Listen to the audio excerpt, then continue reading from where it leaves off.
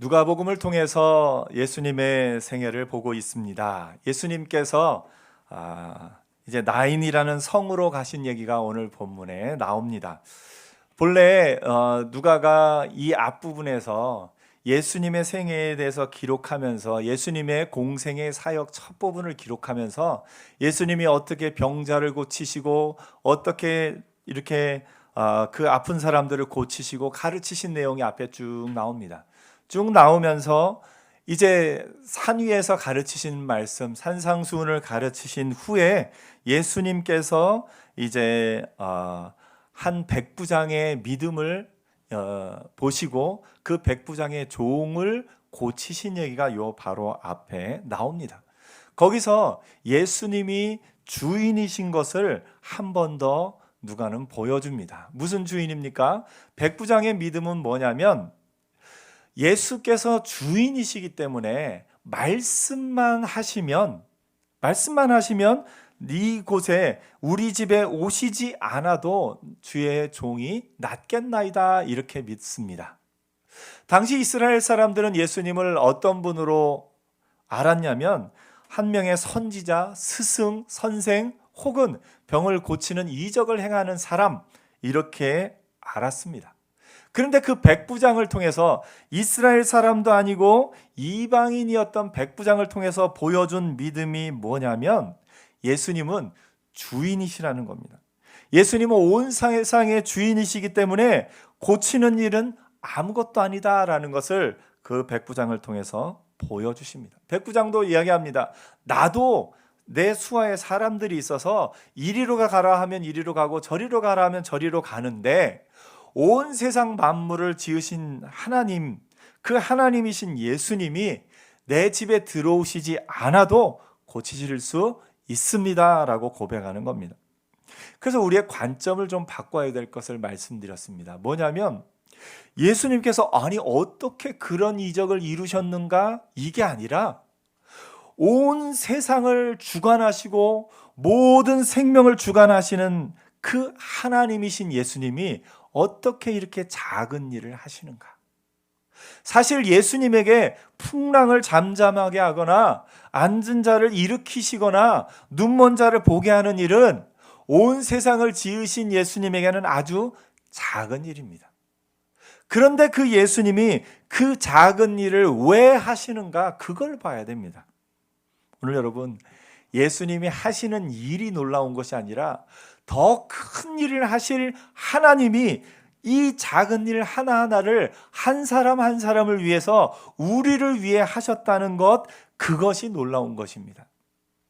그것을 볼 수 있는 믿음의 눈이 열리기를 축복합니다.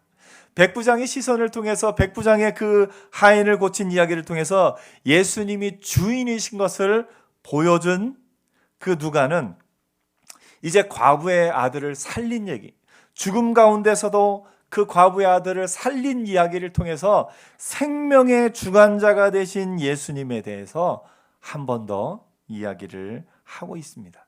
예수님은 하나님이십니다. 예수님은 생명을 주관하는 분이십니다. 그래서 그 예수님이 생명을 주관하는 분이심을 누가가 한 번 더 이야기해 주고 있는 겁니다. 오늘 본문은 예수님이 나인이라는 성으로 가시는 것으로부터 시작됩니다. 나인이라는 성은 여러분 이스라엘 지도 머릿속에 혹시 생각해보면 바게트 방처럼 길게 돼 있는 그곳에 오른쪽 위쪽에 갈릴리 호수가 있고요. 왼쪽 중간쯤에 이 예루살렘이 있습니다. 예수님의 주요 사역은 이 갈릴리 호수에서 이루어지면서 갈릴리 호수와 예루살렘을 공생의 3년 기간 동안에 약 3번, 4번 정도 왔다 갔다 하시면서 사역을 하십니다. 그 가운데 예수님의 대부분의 사역은 이 갈릴리 지역, 어떻게 보면 오늘날로 하면 약간 시골이라 볼 수 있는 그 지역에서 주로 약한 자들을 고치시고 가르치시는 예수님의 사역이 있습니다. 오늘 이 나인성도 이 갈릴리 지역에서 가깝습니다. 갈릴리 지역에서 아래쪽으로 약 30km 조금 넘게 떨어진 지역이다 이렇게 이야기를 하는데 30km 정도면 걸어서 가면 한 하루길 되는 것 같아요. 하루길 정도 가서 있는 그곳에 있는 성입니다. 아주 작은 성입니다. 어떻게 보면 그 당시에는 몇십 가구, 몇백 가구가 모여 사는 그곳에 사는 인원도 몇천 명이 넘어가지 않고 한 몇백 명이 살고 있다라고 여겨질 만한 그런 작은 성입니다. 나인성 성문에 가까이 이르실 때라고 말했는데, 아주 작은 성들의 경우는 성문이, 진짜 큰 성들의 경우는 성벽도 3겹, 4겹으로 쌓고 성문도 크게 짓지만, 이 나인성처럼 작은 성은 아직 그렇게 방비할 만한 성을 쌓을 만한 능력이 안 되는 곳들은 아마도 문만 따로 만들어 놔서 이곳이 마을의 입구인 것을 알려주는 그 정도였다라고 어떤 학자들은 이야기하기도 합니다. 아무튼 굉장히 작은 성이었습니다. 이 성에 예수님이 가까이 가실 때 사람들이 한 죽은 자를 메고 나옵니다. 당시 유대인의 관습에서는 장례는 하루 그 당일날 지내는 것이 관습이었습니다. 왜냐하면 율법에 시신을 가까이 한 사람, 시신을 만진 자는 7일 동안 부정하다. 또 그 시신이 안치되어 있는 집에 들어가기만 해도 7일 동안 부정하다라고 율법에 정해져 있습니다. 왜 그랬냐면 여러분, 율법을 주셨을 때가 이스라엘이 어디 지낼 때죠? 광야에서 지낼 때입니다. 그래서 그 광야에서 지낼 때 이스라엘에게는 제일 취약한 것이 전염병이었습니다. 한번 전염병에 걸리면 그 공동체 전체가 위험한 상황이 됩니다.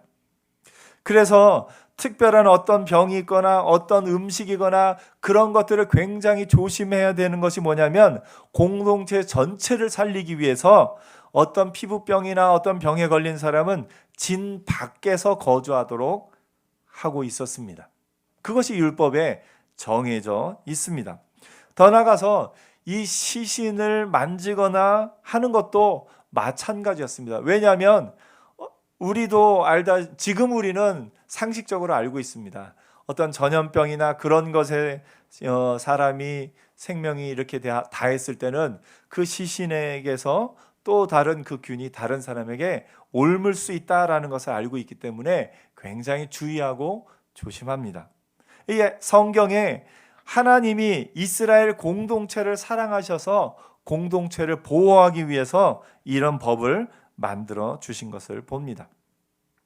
더 나아가서 율법에는 죽은 사람의 흘린 피가 그 땅을 더럽게 한다, 이렇게 이야기하기도 합니다. 민수기 35장 33절에 보니까 너희는 너희가 거주하는 땅을 더럽히지 말라. 피는 땅을 더럽히나니 피 흘림을 받은 땅은 그 피를 흘리게 한 자의 피가 아니면 속함을 받을 수 없느니라. 그러니까 사람을 죽이어서 그 사람의 피가 흐르면 그 피가 그 땅을 더럽힌다. 그러니 사람의 피로 땅을 더럽히지 말아라, 이렇게 이야기하고 있는 겁니다.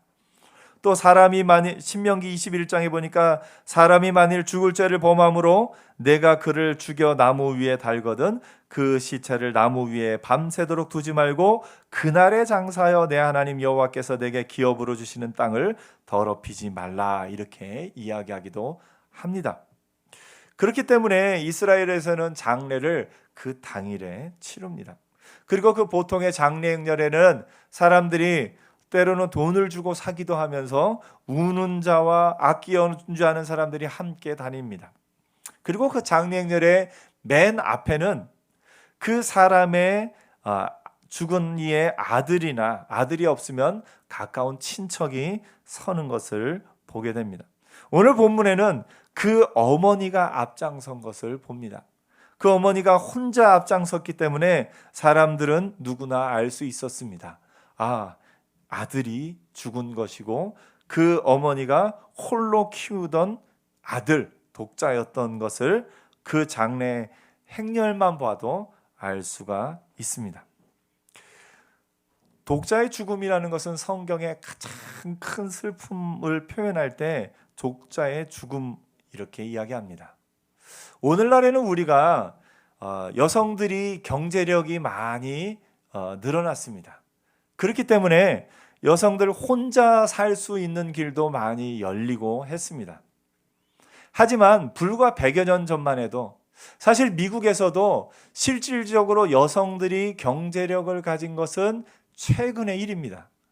1920년대, 30년대 미국의 그런 어떤 것만 해도 최고의 여성상은 가정에서 살림을 하면서 가정주부로서 사는 것이었는데 50년대, 60년대 넘어가면서 여성들이 경제력이 생기면서 경제활동을 하면서 광고 문구도 예를 들면 그 무슨 이 샴푸 광고 있죠.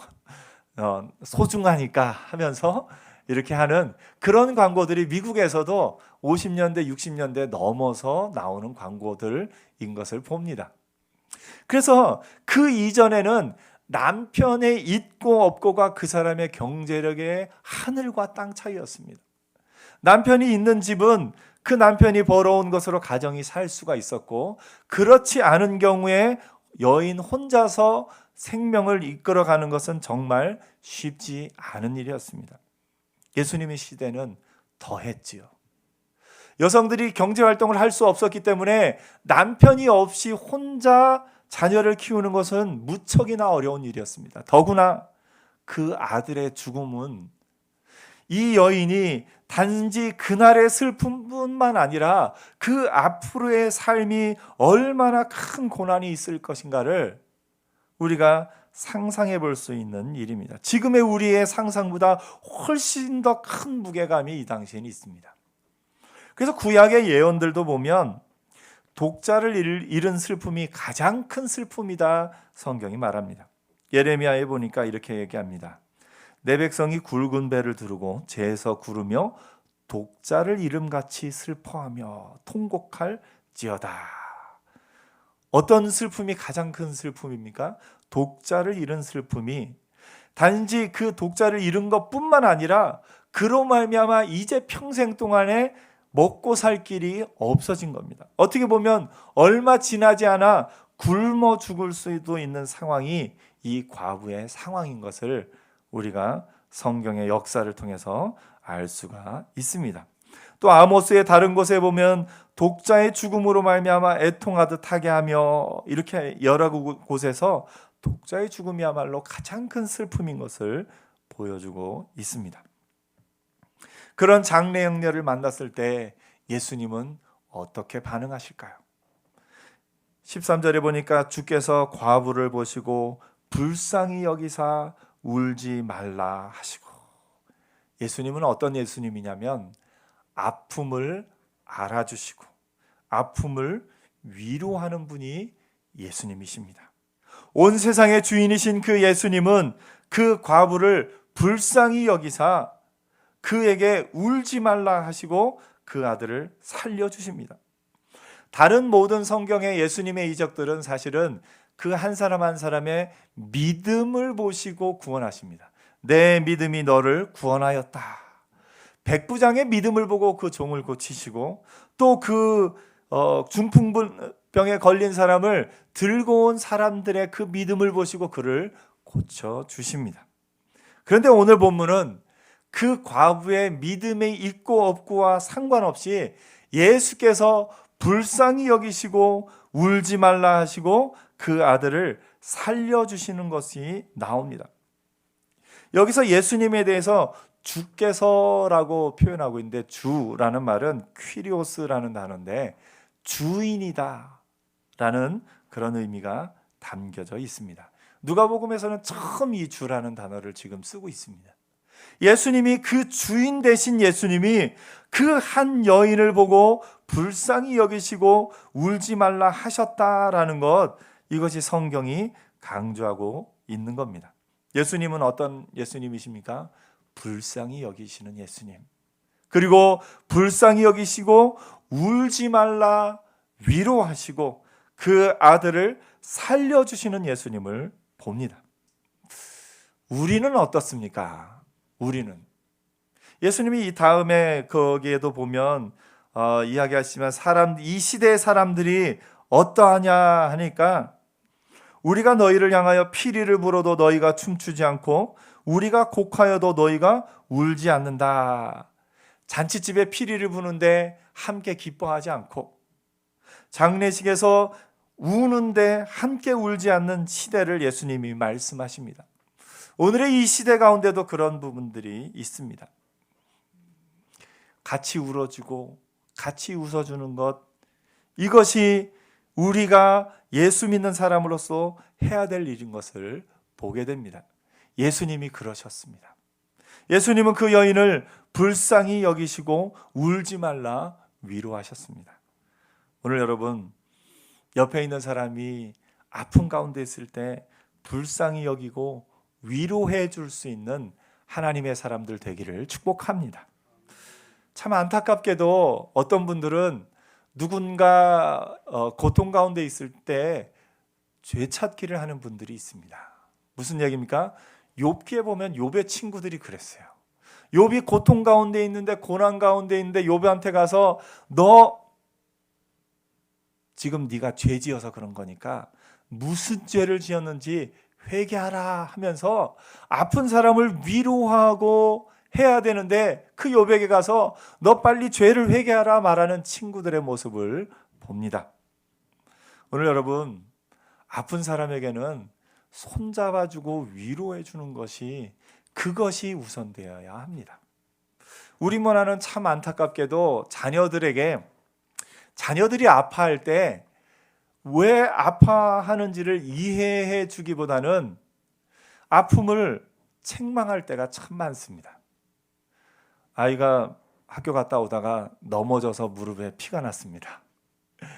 보통 원래는 위로해 줘야 됩니다. 아, 네가 넘어져서 무릎이 아프구나, 얼마나 아프겠니, 위로해 줘야 되는데, 우리 문화 가운데는 그러게 내가 조심하라 그랬지, 왜 조심 안 하고 넘어졌니 하면서 넘어진 사람을 오히려 책망하기도 합니다. 깡패를 만나서 돈을 뜯겼다고 하면 돈을 그렇게 해서 참 마음이 아프고 두려웠고 힘들었겠구나, 위로해야 되는데 왜 그 길로 갔니 하면서 오히려 혼내는 것이 우리의 문화였던 것을 좀 안타까운 부분이 있습니다. 아이들 입장에서는 연필 하나 없어진 게 참 마음 아파요. 근데 아이가 연필 없어졌다 그러면, 야, 뭐 그거 가지고 울고 그래? 연필 없어졌다고 울고 그래? 괜찮아, 내가 연필 하나 새로 사줄게.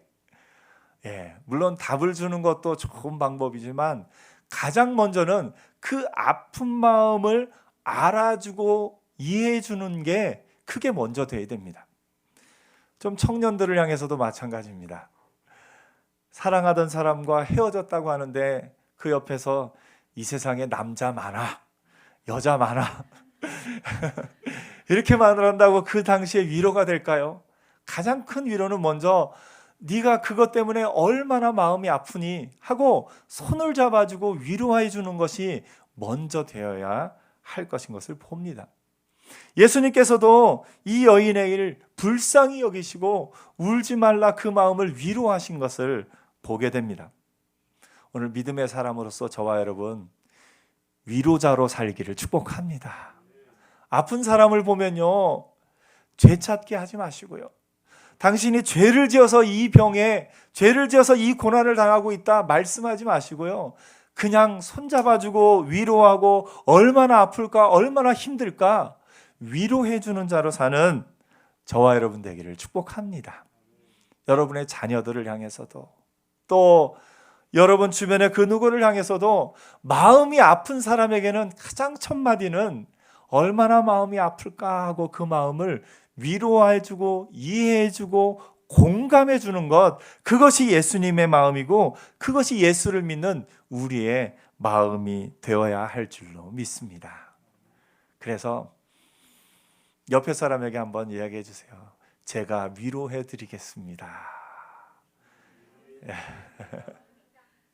그래서 아픔 가운데 있을 때 그 아픔을 함께 아파해주고 함께 위로해주는 것만으로도 우리의 마음 가운데 많은 그것이 힘이 되고 큰 위로가 되는 것을 봅니다. 예수님은 더 나아가서 주인이십니다. 같이 아파해 주시고 위로해 줄 뿐만 아니라 살게 해주시는 분이십니다. 예수님은 이 과부를 불쌍히 여기고 울지 말라 하실 뿐만 아니라 그 아들을 살려주시는 분이십니다. 오늘 사실 부활이신 예수님이 이 과부의 아들을 살려주면서 어떻게 보면 예수님이 부활하실 것을 미리 보여주기도 하신 것 같습니다.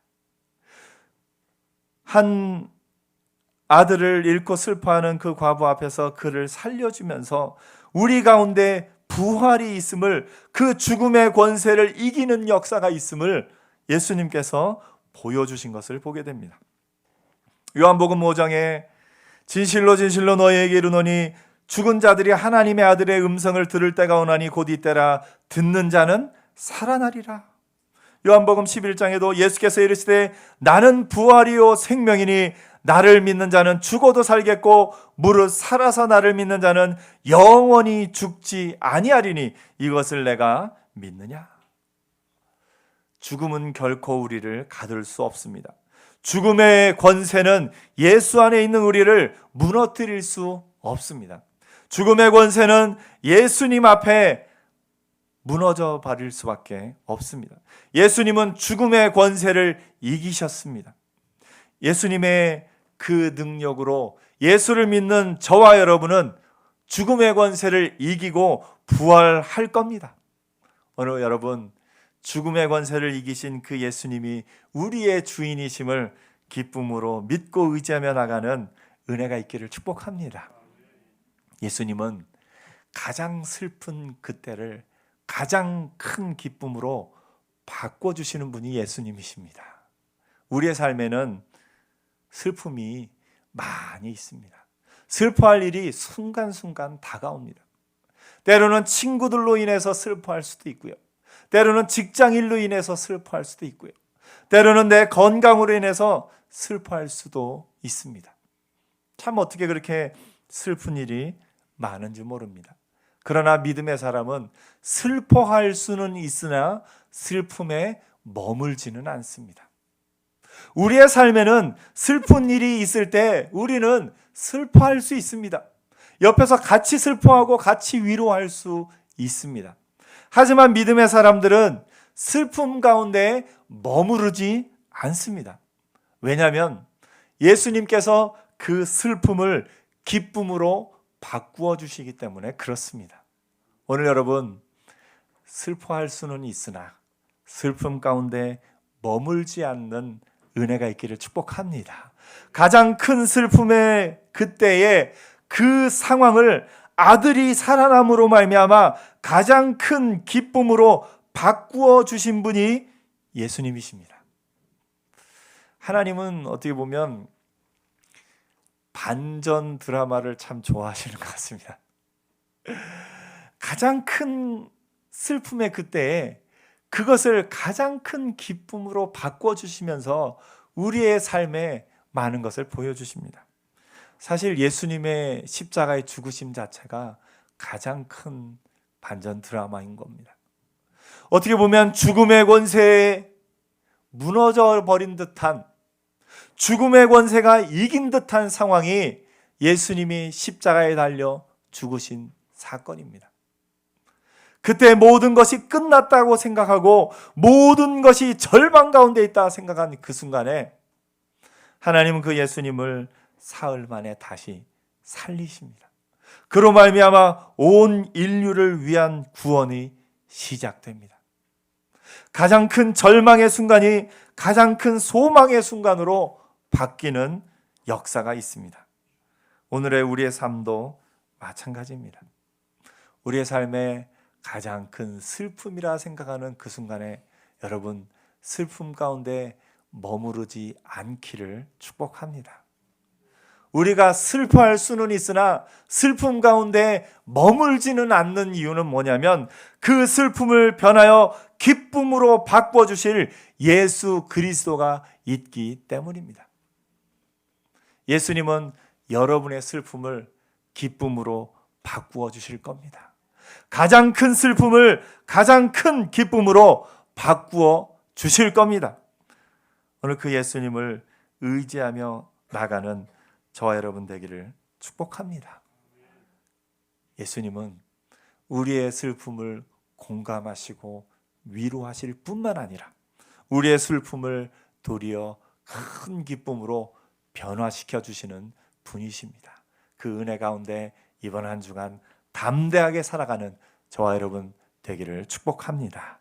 기도하겠습니다.